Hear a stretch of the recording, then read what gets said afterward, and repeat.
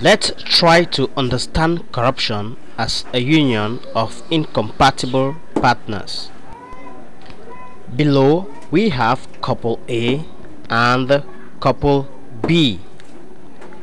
Couple A represents the powerful minority and couple B the powerless majority. Couple A is made up of political power, which is the bride, and economic power, the groom.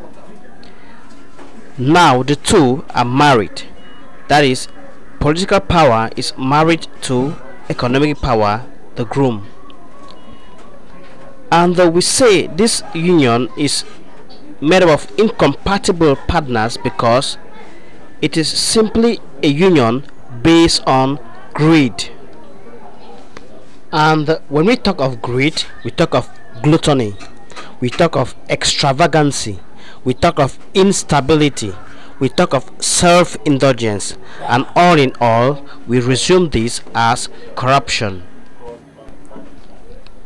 On the other side, we have couple B. Couple B is made up of powerlessness and poverty. That is, powerlessness, the bride, gets married to poverty, the groom. And again, these two partners we say are incompatible because they are united not because they like, but because they have no choice and they have no power. In this case, they also breed what we call corruption.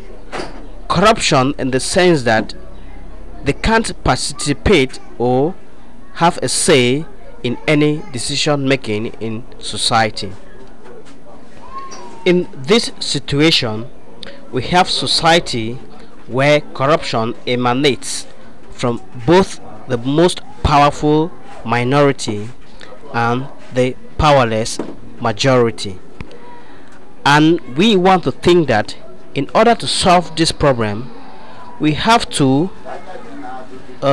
dissociate the partners of both couples and have compatible partners match in order for a positive or a corruption-free couple to be formed.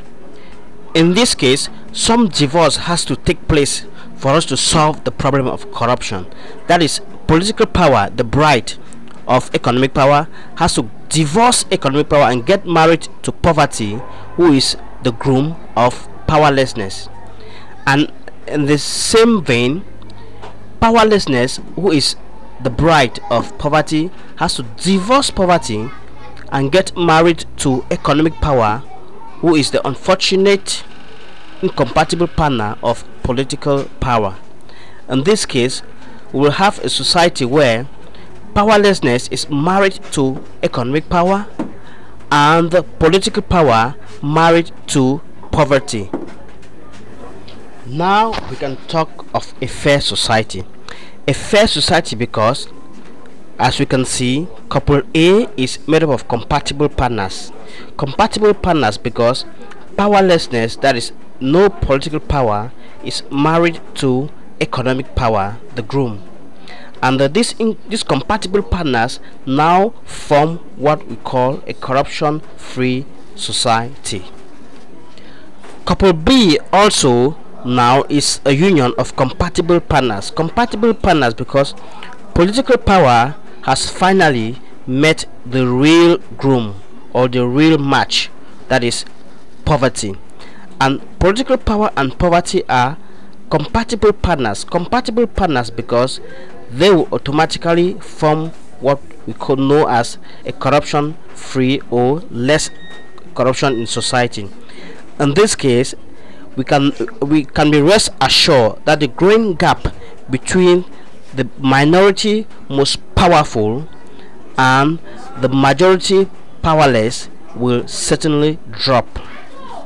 This is a little tweak in the electoral system that will bring a lot of change in our society.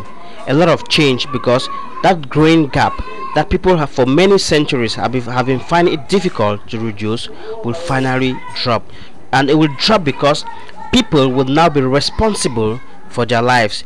People will participate more in society building. People will participate more in fighting against the social ills of society, and not abandoned in the hands of others as it is practiced nowadays with the one man one vote model of democracy.